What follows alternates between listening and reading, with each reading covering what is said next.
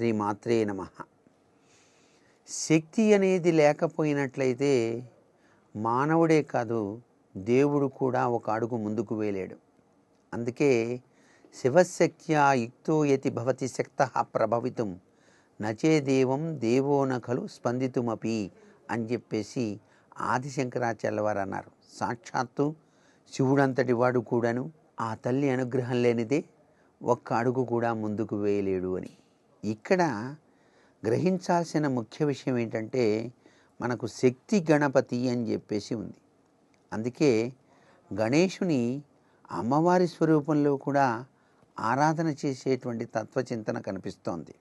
అందుకనే ఆ యొక్క గణేశ ఆరాధనలో దాగినటువంటి అద్భుతవంతమైనటువంటి ఈ యొక్క తత్వరీత్యా శక్తి గణపతిని ఎవరైతే నిత్యం కూడా ఆరాధన చేస్తారో వారంతా కూడా శక్తి సంపన్నులు అయి తీరతారు అని మన సంప్రదాయం.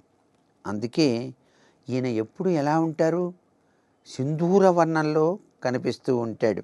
తన భార్యను ఎడమ వైపున కూర్చోబెట్టుకొని 4 చేతులతో ఆయన ఆశీర్వదిస్తూ ఉంటాడుట. కుడి చేతిలోనేమో దంతం, అంకుశం, ఎడమ చేతిలోనేమో పాశం ధరించి ఆ స్వామి అనుగ్రహాన్ని ప్రసాదిస్తూ ఉంటాడు. శక్తితో కలిసి ఉండటం వలన ఈయనను శక్తి గణపతి అని చెప్పేసి పిలవటం జరుగుతోంది. అంటే అమ్మవారి యొక్క శక్తితత్వంతో ఈయన శక్తితత్వాన్ని మనందరికీ కూడా ప్రసాదిస్తున్నాడు అని అర్థం. ఈ మంత్రం చాలా విశిష్టవంతమైనదిగా మనకు శాస్త్రాల్లో చెప్పారు. శక్తి గణపతి మంత్రం అని చెప్పేసి ఓం హ్రీం గం హ్రీం మహాగణపతయే నమః అనేది ఈ యొక్క శక్తి గణపతి దేవుని యొక్క మంత్రం అన్నమాట. ఇది ఎవరైతే చక్కగా అనుష్ఠానం చేయాలని చెప్పేసి భావిస్తారో అలా చేసినటువంటి వారికి సకలాపదలు కూడాను పటాపంచలైపోతాయి సుమా.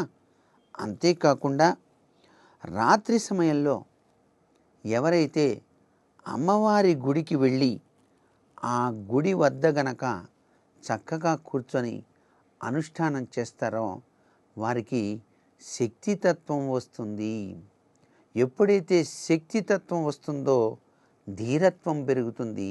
దానివల్ల అనుకున్నది సాధించవచ్చు కదా. మరి సర్వే జనా సుఖినో భవంతు.